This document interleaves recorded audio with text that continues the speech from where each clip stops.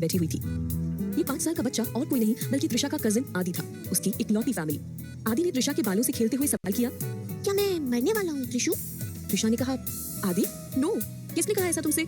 आदि ने त्रिशा की बात पर उसे चमकती आंखों से देखा। त्रिशु, क्या मैं गुड बॉय हूँ? हाँ, मगर ये सवाल क्यों? क्या पकड़ा है तुम्हारे छोटू दिमाग में? मम्मा अच्छी थी, डैडू अच्छे थे, तो गॉड ने उन्हें अपने पास बुला लिया। मैं भी अच्छा हूँ, क्या गॉड मुझे भी अपने पास बुला लेंगे? आदि की बात सुन त्रिशा ने घबराकर उसे अपनी बाहों में खींच लिया। नो नो आदि, ऐसा कुछ नहीं होगा, तुम कहीं नहीं जाओगे, तुम हमेशा मेरे पास रहोगे, अपनी त्रिशु के पास। Trisha is also a good girl, see God मुझे भी तो अपने साथ नहीं लगे ना। ये कहकर त्रिशा ने आदि के सॉफ्ट चीक्स पर प्यार से पिंच किया। आदि एकदम से हॉस्पिटल बेड पर खड़ा हो गया। नो, गॉड तुम्हें इसलिए नहीं ले गए क्योंकि वो कंफ्यूज है। और ऐसा क्यों? गॉड कैसे कंफ्यूज हो सकते हैं? क्योंकि त्रिशु कभी गुड गर्ल बन जाती है, कभी बैड गर्ल। ये सुनकर त्रिशा ने आदि को बेड पर बैठाया और उसे घूरने लगी। आदि, गुड गर्ल मैं समझ गई, पर बैड गर्ल क्यों? क्या आदि को उसकी त्रिशु बैड गर्ल लगती है? त्रिशा की बात सुनकर आदि त्रिशा के कान के पास गया और अपनी क्यूट सी आवाज में बोला, आदि को त्रिशु तब बैड गर्ल लगती है जब त्रिशु उस बुरे आदमी के साथ जाती है और वापस नहीं आती। ये कहकर आदि ने हॉस्पिटल वार्ड की एंट्रेंस की तरफ पॉइंट किया, जिसे देख त्रिशा ने कंफ्यूज्ड लुक के साथ आदि को देखा और फिर आदि के इशारे पर पलटकर पीछे देखा, जहां उसकी आंखें बेहद कोल्ड आंखों से जा मिली, जिन्हें देख वो डर गई। पीछे और कोई नहीं बल्कि मानव खड़ा था, जो त्रिशा को इस वक्त बुरी तरह घूर रहा था। मानव ने उसे देखते हुए अपना एक कदम अंदर रखा कि तभी त्रिशा ने इशारे से कहा, प्लीज यहाँ नहीं। मानव ने अपनी आईज रोल की और पलटकर वहां से चला गया। उसके जाते ही त्रिशा ने एक चैन की सांस ली। तभी आदि ने उसे अपने छोटे छोटे हाथों से बैक हग कर लिया।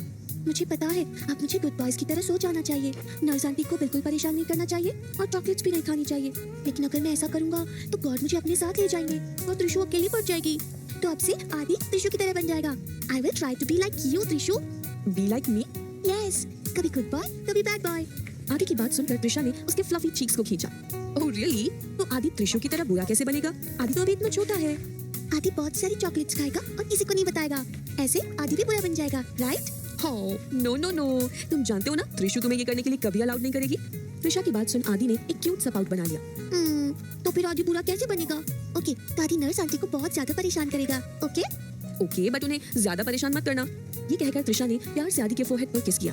तभी अचानक उसके पीछे से मानव की एक गुस्से भरी आवाज आई, तुम आ रही हो या नहीं? एक पल को त्रिशा ने अपनी आंखें कस के बंद की और फिर मुस्कुराने की कोशिश करते हुए आदि से बोली, ओके, त्रिशु को जाना पड़ेगा। टेक केयर आदि, और हमेशा याद रखना त्रिशु सबसे ज्यादा अपने आदि से प्यार करती है। ओके? ये कहकर त्रिशु ने आदि को हक किया और एक आखिरी बार उसे देखकर वहां से बाहर चली गई। उसने अभी वार्ड के बाहर कदम रखा ही था कि तभी मानव ने उसकी कलाई कस कर पकड़ी और अपने साथ खींचते हुए ले जाने लगा। त्रिशा बोली, मानव रुकिए, हम हॉस्पिटल में हैं, लोग हमें देख रहे हैं। ये कहकर त्रिशा अपना हाथ पीछे खींचने की कोशिश करने लगी, मगर मानव को इससे कोई फर्क नहीं पड़ा। वो बिना किसी रिस्पॉन्स के आगे बढ़ता रहा। जैसे वो दोनों पार्किंग लॉट में पहुंचे, मानव ने अचानक त्रिशा को वॉल की तरफ धक्का दे दिया और त्रिशा के करीब जाकर उसे किस कर दिया। उसने इस पल त्रिशा के होठों को इस कदर जकड़ रखा था जैसे वो उसे कभी छोड़ेगा ही नहीं। वो बहुत पैशनेटली त्रिशा को किस कर रहा था। उनके बीच की इस इंटेंस किस में सब कुछ था सिवाय प्यार के। तभी त्रिशा ने मानव को खुद से दूर करने के लिए धक्का दे दिया। Just stop it, we are in a public place, Manav ने चिल्लाकर कहा। फाइन। ये कहकर मानव ने त्रिशा को घूरते हुए अपनी तरफ खींचा और उसे अपनी कार के अंदर धक्का दे दिया। मानव दूसरी तरफ जाकर ड्राइविंग सीट पर बैठा और तेजी से त्रिशा को लेकर वहां से निकल गया। कुछ देर बाद मानव ने त्रिशा को धक्का दिया और उसे दरवाजे के अगेंस्ट लगा दिया। मानव बोला, आई एम आस्किंग अगेन जान, तुम आज यहाँ क्यों नहीं थी? हाँ? ये कहते हुए मानव की उंगलियां त्रिशा के चेहरे को बहुत सेडक्टिवली छू रही थी। उसके इस तरह से छूने से त्रिशा को नशा सा हो रहा था और त्रिशा का ये नशा मानव की सांसों को अपने करीब महसूस कर उसके सर चढ़ रहा था। I'm sorry, त्रिशा ने कहा।